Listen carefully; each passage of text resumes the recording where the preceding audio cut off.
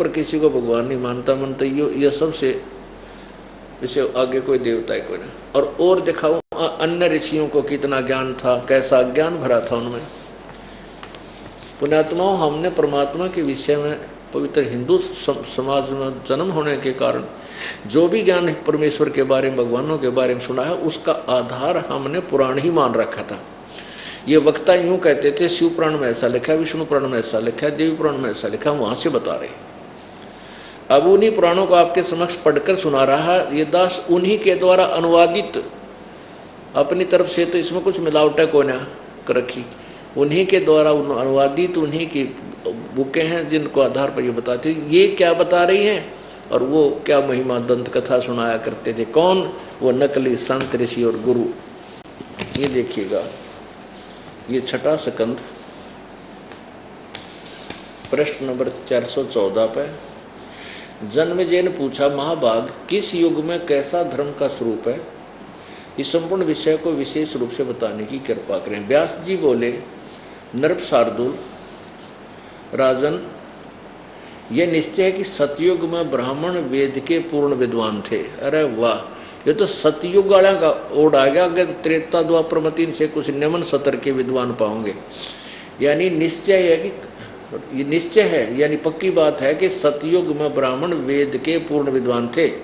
उनके द्वारा निरंतर भगवती जगदम्बा की आराधना होती थी और भगवती का दर्शन करने के लिए उनका मन सदा ललायित रहता था। गायत्री के ध्यान, प्राणायाम और जप में वे अपना सारा समय व्यतीत करते थे। माया बीज का जाप करना उनका प्रधान कार्य था। प्रत्येक गांव में शक्ति मंदिर का उद्घाटन हो, इस विषय की उनकी मन में बड़ी उत्सुकता थी। प्राय सब लोग सत्य, दया और सोच से युक्त होकर अपना कार्य संपन्न करते थे। तत्व ज्ञान के पारगामी उन ब्राह्मणों द्वारा जो भी कर्म होता था उसमें सत्य, सोच और दया, ये तीनों गुण निहित रहते थे। बोलो, आलिया ना ओढ़ सारे का कितने अज्ञानी थे, कोरे अज्ञानी। ये महर्षि सतयुग के विद्वानों के बारे में कहें कि वो वेद के पारगामी देव ब्राह्मण और देवी की भक्ति कर। देवी कह रही है कि वो तो और परमात्मा, उसकी भक्ति करो ब्रह्म की। जग सारा रोगिया रे, जिन सतगुरु वैद न जाण्या, जग सारा रोगिया रे। पुण्यात्माओं, ये तत्व ज्ञान ऐसा है,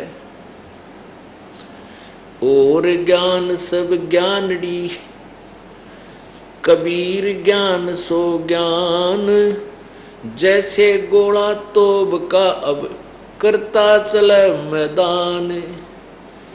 ऐसा तोब का गोला है परमात्मा का तत्व ज्ञान, ये सब के केले ढा देगा जितने नकली बनाए बैठे थे। ये अज्ञान को कति नाश कर देगा। वेद का ज्ञान भी तत्व ज्ञान के सामने फीका पड़ जाएगा। वेद ज्ञान झूठा नहीं है, वेद ज्ञान सही है। धर्मदास जी ने कबीर परमेश्वर से पूछा था, प्रभु आपने जो ज्ञान बताया, क्योंकि उस समय धर्मदास जी वेदों और गीता से परिचित नहीं था, पढ़ता था गीता को, लेकिन जैसे अभी तक ये 5500 वर्ष हो गए लगभग इस गीता जी को पढ़ते आने, इसका अनुवाद करके भी बहुत समय हो गया पढ़ते हुए। हमें यही नहीं मालूम था इसमें ये कहना क्या चाह, ये संदेश क्या दे रहा है सदशास्त्र।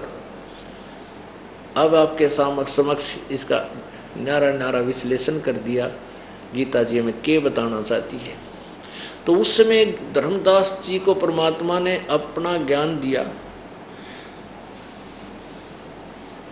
और धर्मदास जी को उसके गुरुओं ने बता रखा था, पूर्व के गुरु ने जैसा ज्ञान अपने को पता था और वेदों और गीता का, वेदों और पुराणों का आधार बना करके ज्ञान दे रखा था पवित्र हिंदू समाज में। तो धर्मदास जी ने कहा, प्रभु आपने जो ज्ञान बताया और आपको मैंने सतलोक में देख लिया, आप पूर्ण परमात्मा हैं, आपका ज्ञान बिल्कुल अद्वितीय है। तो परमात्मा इससे सिद्ध हो गया कि वेद और ये कतेब, ये पुराण पूर्णतः सारे झूठे हैं, इनका ज्ञान सही नहीं है। परमात्मा बोले नहीं, भाई वेद कतेब झूठे ना भाई, झूठे हैं जो समझे नाही। ये वेद और पुराण और ये कतेब कहते हैं ये झूठे नहीं हैं, इन झूठे वो हैं जो इनको समझ नहीं पाए। ये हमें क्या सत संदेश दे रही।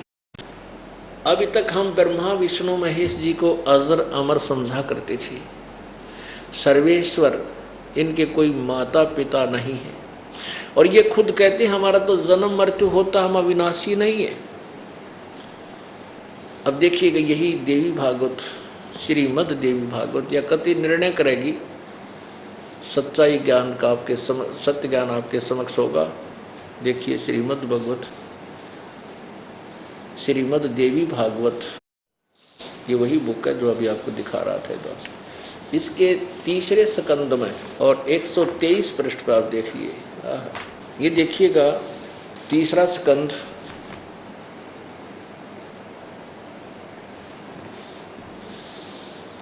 और पृष्ठ 123 123 पे, और ये अध्याय है 4 और 5 इकट्ठा अनुवाद किया गया है इसका। इसमें भगवान विष्णु दुर्गा के विषय में यानी शक्ति अपनी माता के विषय में कह रहा है, तुम शुद्ध स्वरूपा हो, यह संसार तुम ही से उद्भासित हो रहा है। मैं ब्रह्मा और शंकर हम सभी तुम्हारी कृपा से विद्यमान हैं। हमारा आविर्भाव, ओह हमारा आविर्भाव यानी जन्म और त्रिभाव मीन मृत्यु हुआ करता है। हमारा तो जन्म और मृत्यु होता है, केवल तुम ही नित्य हो, जगत जननी हो, प्रकृति और सनातनी देवी हो। यहाँ देखना प्रकृति शब्द आपके गीता जी में काम आओगा कि दुर्गा को प्रकृति कहते हैं। यहाँ देखिए भगवान शंकर बोले देवी यदि महाभाग विष्णु तुम्ही से प्रकट हुए हैं यानी तुमसे जन्म हुआ है, तो उनके बाद उत्पन्न होने वाले ब्रह्मा भी तुम्हारे बालक हुए। फिर मैं तमोगुणी लीला करने वाला शंकर क्या तुम्हारी संतान नहीं हुआ? अर्थात मुझे भी उत्पन्न करने वाली तुम ही हो। नीचे और देखो, इस संसार की सृष्टि स्थिति और संहार में तुम्हारे गुण सदा समर्थ हैं। उन्हीं तीनों गुणों से उत्पन्न हम ब्रह्मा विष्णु एवं शंकर नियमानुसार कार्य में तत्पर रहते हैं। थोड़े से लेख ने कितनी बात, कितने कंसेप्ट क्लियर कर दिए। एक तो ये कर दिया कि ब्रह्मा विष्णु महेश का जन्म मृत्यु होता है, ये अविनाशी नहीं है। दूसरा ये कर दिया कि दुर्गा इनकी माँ है। तीसरा ये कर दिया कि रजगुण ब्रह्मा है, सतगुण विष्णु, तमगुण शिव जी। तीन बात स्पष्ट होगी इस इतने लाइनों में। अब क्या है पुण्यात्माओं, भाई गुरु बिन सतगुरु बिन काहू न पाया ज्ञाना, जो थो था वो छड़े किसाना। गुरु बिन वेद पढ़े जो प्राणी, समझे न सार रहे अज्ञानी। परमेश्वर कबीर जी ने इस तुच्छ जीव को ये दिव्य दृष्टि दे डाली, जिसके आधार से दास ने इन सदग्रंथ तो एक समझो समुद्र है, और समुद्र में हीरे मोती लाल होते हैं, तो उनको मुरजीवा यानी गोताखोर जा करके और मुट्ठा भर के बाहर ले आता है। तो ऐसे ही इस समुद्र से ये मोती निकाल कर बाहर आपके समक्ष ये दास ला रहा है। परमेश्वर कबीर जी की कृपा से, गुरुदेव की रजा से, उनके आदेश से सब कार्य हुआ है।